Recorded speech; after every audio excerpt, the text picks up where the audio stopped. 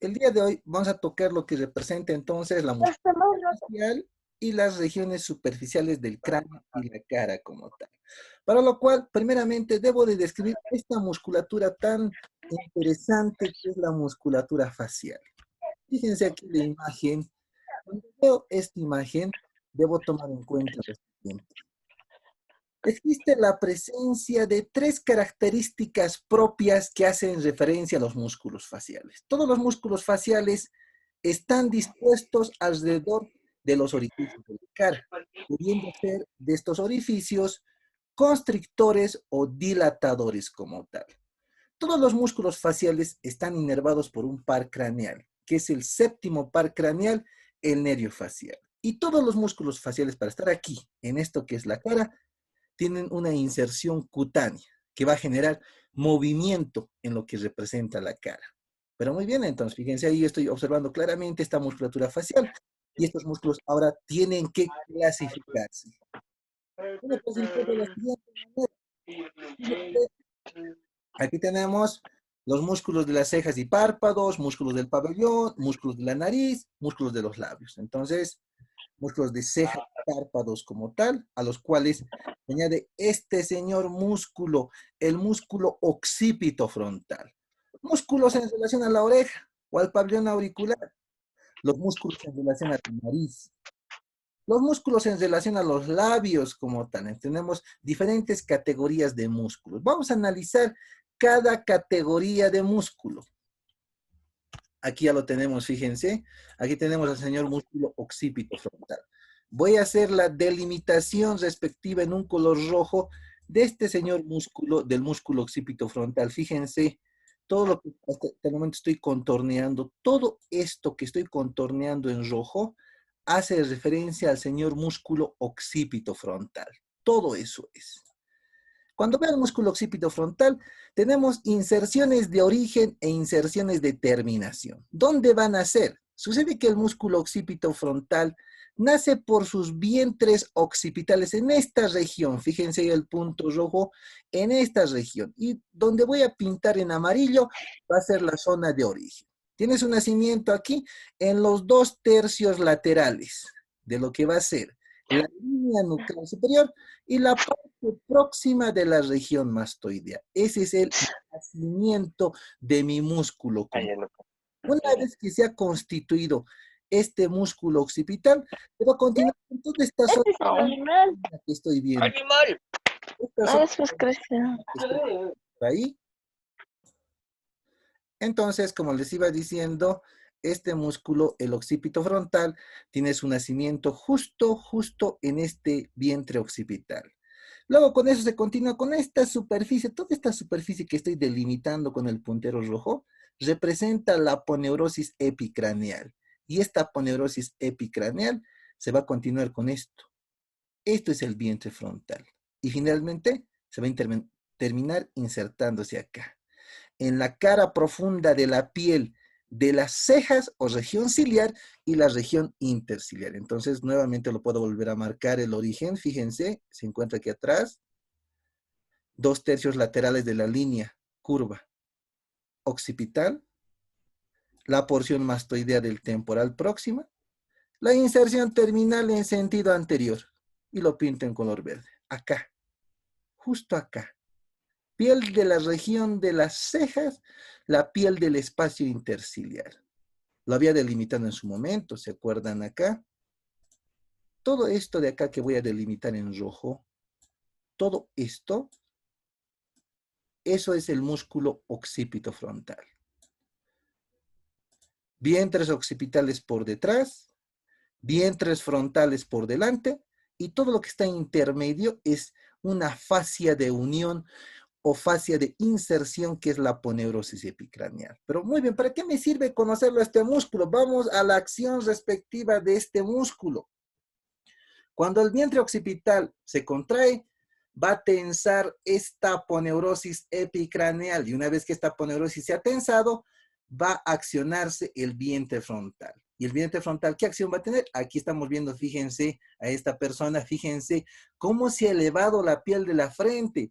se han formado estas arrugas transversales. Sucede que hablando de la mímica facial y en la parte final de músculos faciales van a leer que según Duchenne de Boulogne hizo un estudio electromiográfico de la musculatura facial. ¿A qué me refiero? Hizo un estudio en el cual determinó la mímica de cada músculo facial. Viendo esta imagen, ¿sí? Esta autora nos dijo que el músculo occipito frontal por su vientre frontal es el músculo esencial de la atención. Ahí tenemos entonces el músculo esencial de la atención justamente ahí en la imagen. Pero muy bien, este músculo corresponde entonces a la musculatura de cejas y párpados. Vamos a otro músculo. Fíjense, vamos a borrar mis rayitos que hemos hecho. Y ahora acá. Ahí donde tenemos la flecha y también lo voy a pintar en un color rojo. Este músculo que lo estoy pintando en rojo en este momento, ese músculo es el músculo prócer. Ahí claramente podemos ver en su título el músculo prócer o músculo piramidal de la nariz. Es un pequeño músculo que está ahí ubicado prácticamente en la parte superior del dorso nasal. Origen, el origen lo pintamos en un color amarillo. Nace acá, inferiormente. En esta zona que estoy pintando en un color amarillo, fíjense ahí, esa zona que estoy pintando en amarillo corresponde prácticamente a la porción inferolateral de los huesos nasales y se continúa también insertándose en los cartílagos laterales de la nariz. Entonces se va a insertar en la porción inferolateral de los huesos nasales y en los cartílagos laterales de la nariz. Desde aquí las fibras van a ascender y finalmente aquí en su inserción superior, que ahora voy a pintar en color celeste, va a terminar insertándose en la piel del espacio interciliar. Entonces, como pueden ver, es un músculo que está ascendiendo desde lo que va a ser la nariz hasta justo esa piel del espacio interciliar. Mímica. Si tomo en cuenta la acción o la mímica de este músculo, fíjense acá. Sucede que cuando este músculo se contrae, ¿qué va a suceder justo en el espacio interciliar? Va a suceder lo siguiente. Se van a generar esto.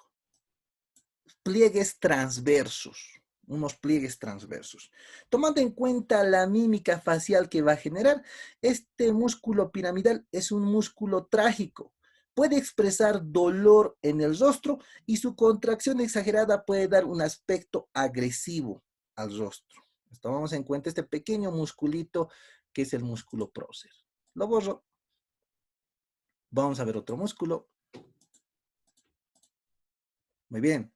Aquí tenemos otro músculo de las cejas y párpados, al músculo orbicular de los ojos. No tan bien descrito en el tema de musculatura facial, mejor descrito en lo que es globo ocular. Pero muy bien, vamos a los segmentos. Como pueden observar en la imagen, el músculo orbicular de los ojos presenta dos porciones. Ahí lo tengo prácticamente, fíjense, descrito esta porción periférica que hace referencia a la porción orbitaria como tal, y una porción central o porción palpebral. La porción orbitaria que estoy viendo acá va a tender a insertarse en ese contorno, en ese reborde orbitario de la cavidad orbitaria. En cambio, esta porción central, que también la tengo cortada acá, fíjense, esa porción palpebral, se va a fijar fundamentalmente en dos ligamentos. Ligamentos que los puedo pintar acá en un color celeste. Fíjense ahí los ligamentos. Este ligamento que lo voy a demarcar en color celeste es el ligamento palpebral medial. Y tenemos otro ligamento por fuera, ahí también lo pinto en celeste, es el ligamento palpebral lateral. Tenemos entonces la presencia de dos estructuras ligamentosas de fijación de lo que va a ser esta porción palpebral del músculo orbicular de los párpados. Como son fibras circulares alrededor de un orificio, ¿qué finalidad tiene? Tiene la finalidad de cerrar los párpados. Cuando este músculo se contrae, cierra los párpados como tal. Entonces, en este momento cierro los párpados, de ser una abertura palpebral, se va a convertir así, una simple línea, constituyendo la hendidura palpebral como tal.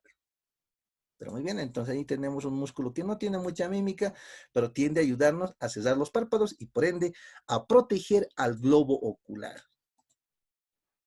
Seguimos con la musculatura de cejas y párpados y fíjense aquí la imagen, ahí ya lo tengo, no necesito pintar, fíjense aquí en la imagen, donde fíjense está mi puntero rojo ahí justamente, tengo este músculo, el denominado superbus, corrugador de las cejas, el superciliar como tal. Fíjense ahí, este pequeño músculo, el corrugador de las cejas, tiene el siguiente origen, van a ser aquí, medialmente de esta zona, fíjense, esta zona que estoy pintando acá en un color amarillo, que corresponde a la extremidad interna del arco ciliar o arco superciliar.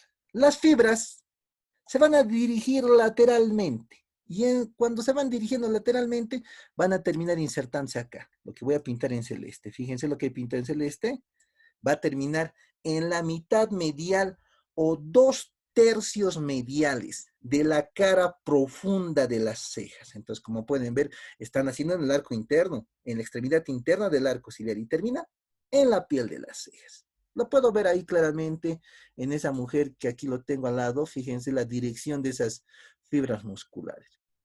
¿Cuál es la acción? Sucede que tiende a dirigir la cabeza de las cejas o parte interna de las cejas en sentido superior.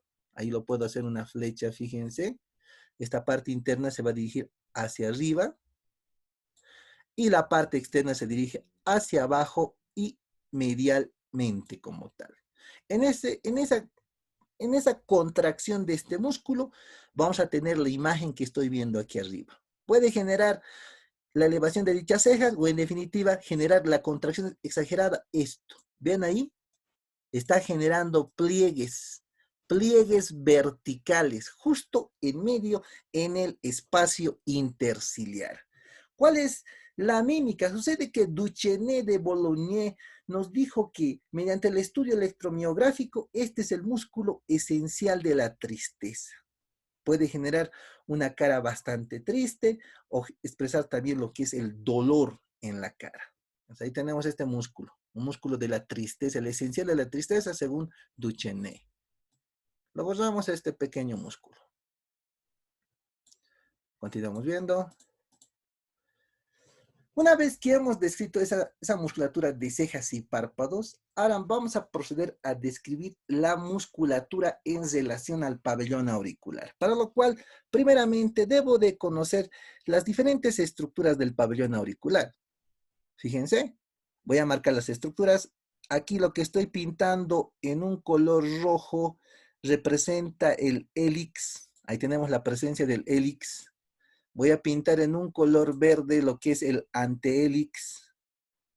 Ahí está el antehélix, la forma de una letra Y como tal. Sigo pintando acá y voy a pintar en un color anaranjado a un canal. Este canal es el canal del hélix o escafa como tal. Vamos a pintar en un color celeste a lo que representa una fosita, la fosita triangular o fosita navicular o simplemente fosita del antehélix. Voy a seguir pintando y voy a colorear en un color negro el trago auricular. Ahí está. El trago auricular, coloreado en negro. Seguimos pintando y vamos a pintar en un color rosado al antitrago. Ahí lo hemos pintado al antitrago. Y finalmente voy a pintar una gran depresión que tenemos ahí. En un color amarillo lo voy a pintar. Esta gran depresión que lo contorneo en amarillo, en el centro de la oreja, recibe el nombre de concha auricular. Entonces ahí tenemos, fíjense, diferentes segmentos, diferentes porciones. Pero vamos a analizar estas porciones en función de esta musculatura de la oreja. Sucede que los músculos de la oreja se van a clasificar en dos categorías. Tenemos los músculos intrínsecos o propios de la oreja y los músculos extrínsecos. El día de hoy nos dedicamos a la musculatura extrínseca, es decir, aquella musculatura que se va a extender desde las diferentes regiones hasta el pabellón auricular. Y ahí claramente, con los puntos en colores alrededor, puedo ver los diferentes músculos, que los voy a pintar en rojo. Este músculo, donde está este punto rojo y lo estoy demarcando ahora, este es el músculo auricular anterior. Este otro en celeste es el músculo auricular superior. Y el que está en amarillo tiene que ser el músculo auricular posterior como tal. Tres categorías de músculos auriculares. Vamos a las inserciones. Inserción de origen.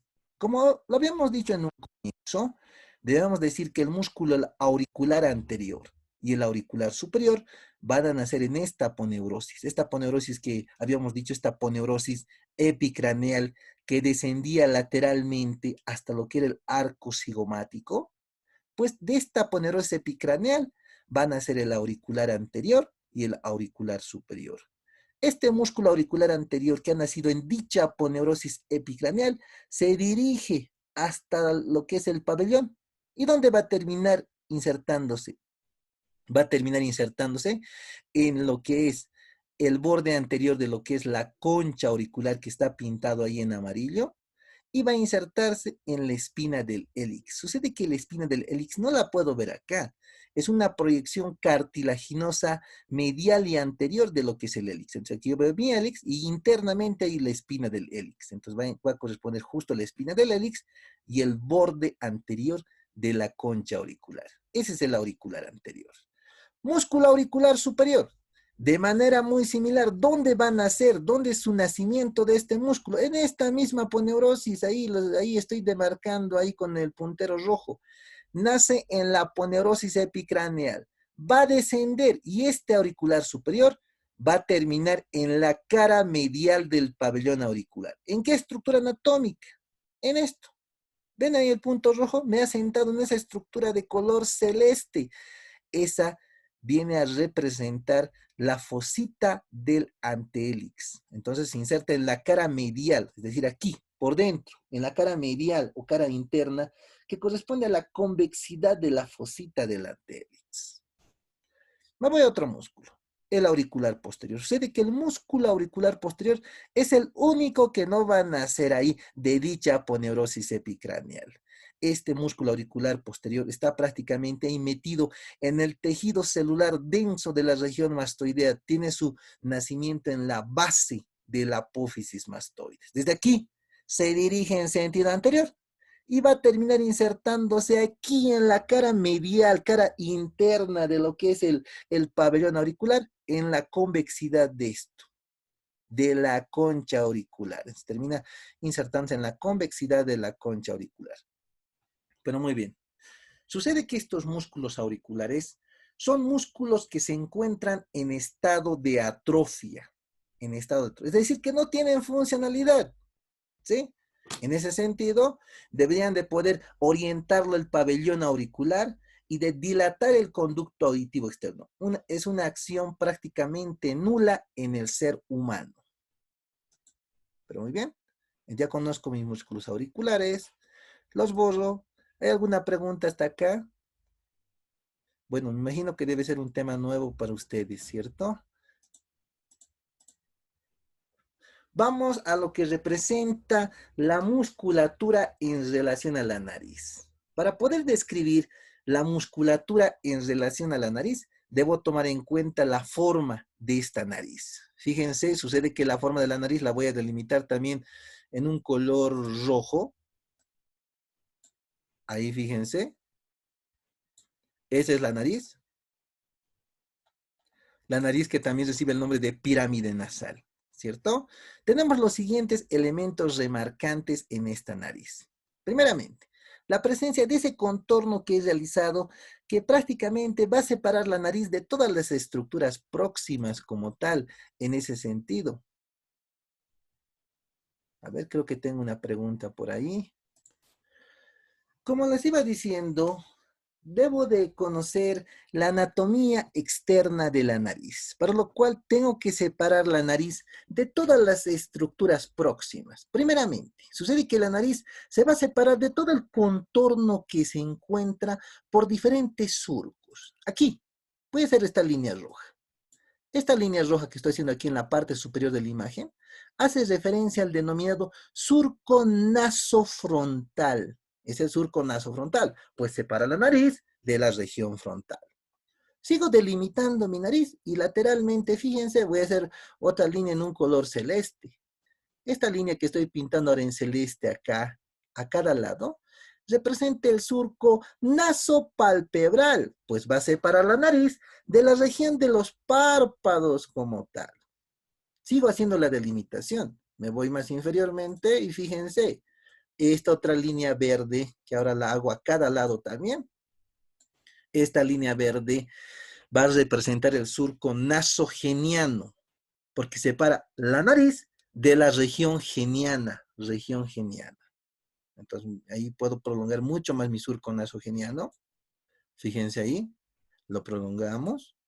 Y más inferiormente, hemos de poder encontrar la presencia de este otro surco. Lo pinto en un color rosado.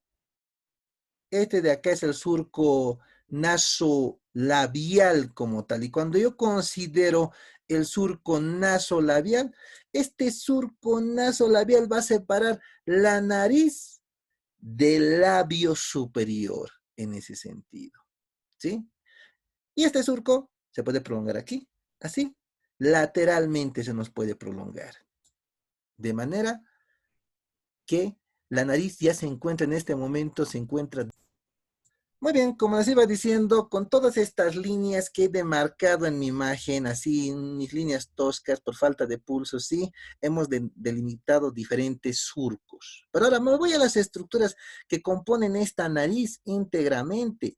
Fíjense, viendo esta nariz, esta parte superior, que ahora voy a pintar en un color anaranjado, fíjense, esto, donde voy a hacer una elevación ahí media, esto recibe el nombre de dorso de la nariz. Es el dorso de la nariz, el lomo nasal como tal.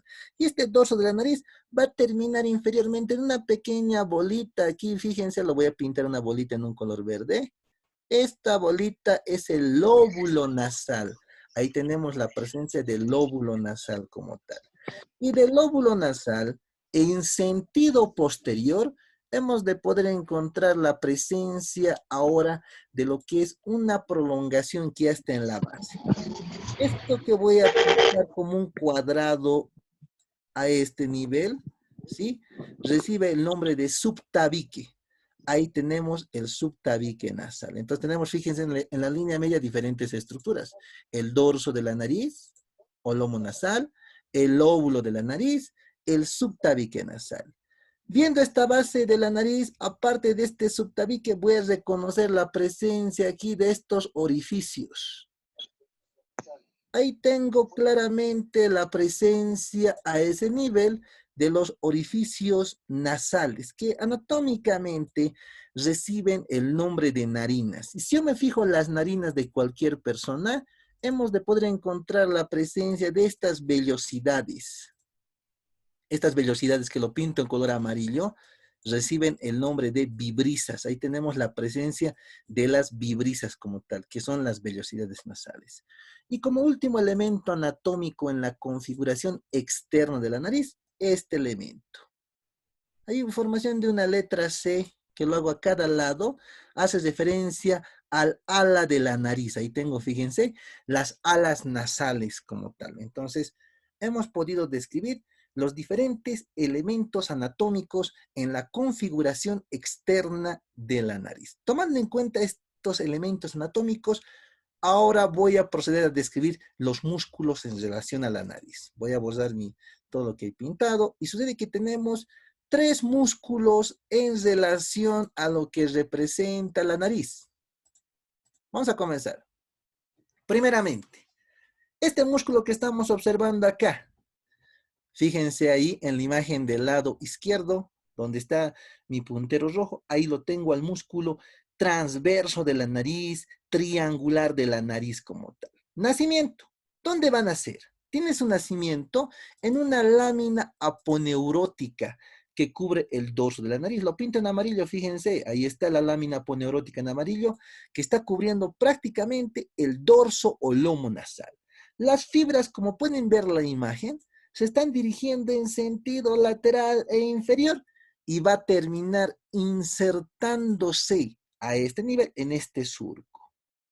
El surco nasogeniano y su proyección inferior, el surco nasolabial, es el sitio de terminación de lo que es esta porción transversa del músculo nasal. Cuando este músculo se contrae, ¿qué acción tiene? Sucede que este es un músculo dilatador. ¿A qué me refiero? Va a aumentar el tamaño de las narinas. Entonces, fíjense, aquí veo los orificios nasales, veo las narinas. En esta imagen, como dice acá, fosas nasales normales. Pero en la otra imagen, fíjense cómo ha aumentado el tamaño. Entonces, sucede que este músculo transverso de la nariz tiende a dirigir las alas de la nariz en sentido superior y en sentido anterior. Entonces, este músculo tiende a dirigir las alas de la nariz en sentido superior y anterior, aumentando el tamaño de estos orificios nasales, de estas narinas como tal.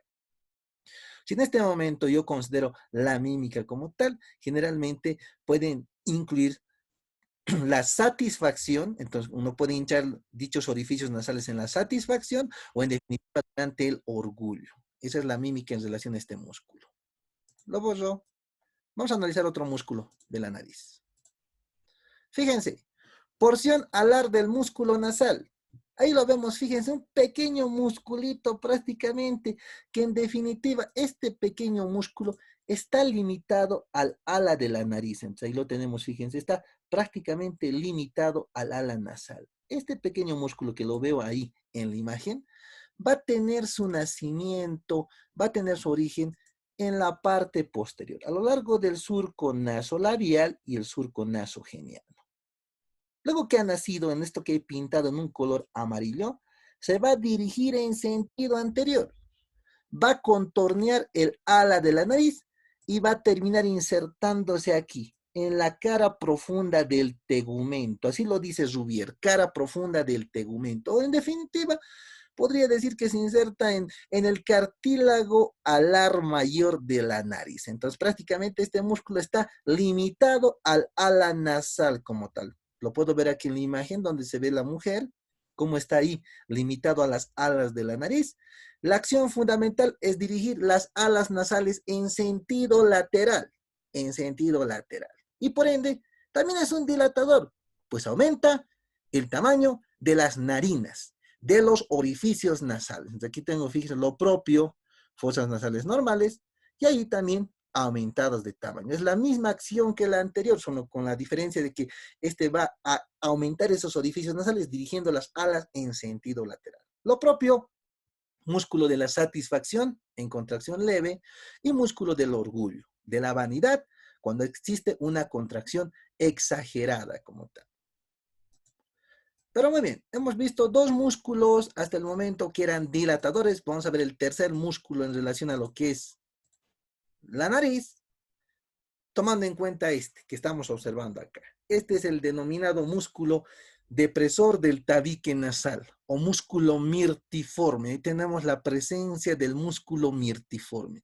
Si analiza el músculo mirtiforme, fíjense, está ahí, ubicado, prácticamente ahí, debajo de la nariz. Vamos a ver el nacimiento de este músculo que va desde el arco alveolar hasta la nariz. ¿Dónde nace inferiormente? Aquí, inferiormente, tiene su nacimiento en una fosita.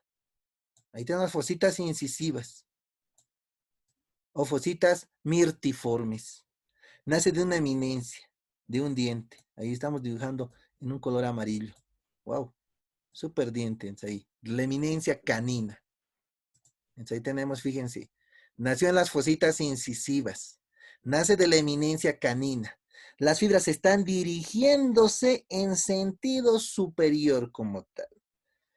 Las fibras más mediales van a terminar insertándose a lo largo de lo que va a ser el subtabique nasal. Va a terminar insertándose en el borde posterior del orificio nasal. Y las fibras más superiores, fíjense cómo se están perdiendo, van a continuarse con el músculo transverso de la nariz. Entonces, fíjense cómo es la relación de este músculo. Ha nacido aquí inferiormente por inserciones óseas, fositas incisivas, eminencia canina como tal. Se dirige superiormente y algunas fibras, fíjense qué cosa no veo en la imagen, tienen que terminar en el subtabique. Tienen que terminar en el contorno del orificio nasal y en el ala nasal.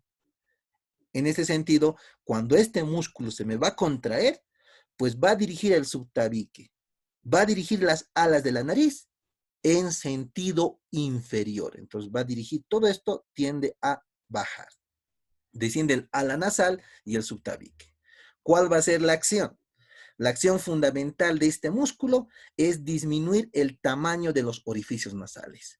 Tomando en cuenta el estudio electromiográfico que hizo Duchenne, debo tomar en cuenta que este músculo, sobre todo, es un músculo de la atención concentrada, porque el momento que se desciende el subtabique, las alas nasales, ¿sí?, da a la cara un aspecto de atención concentrada. Muy bien. Vamos a borrar este músculo. Lo borro.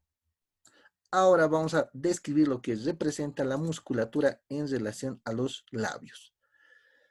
Para poder describir la musculatura en relación a los labios, tengo que conocer la anatomía externa de los labios. Fíjense los diferentes componentes. Ahí claramente tenemos dos labios, evidentemente un labio superior, un labio inferior.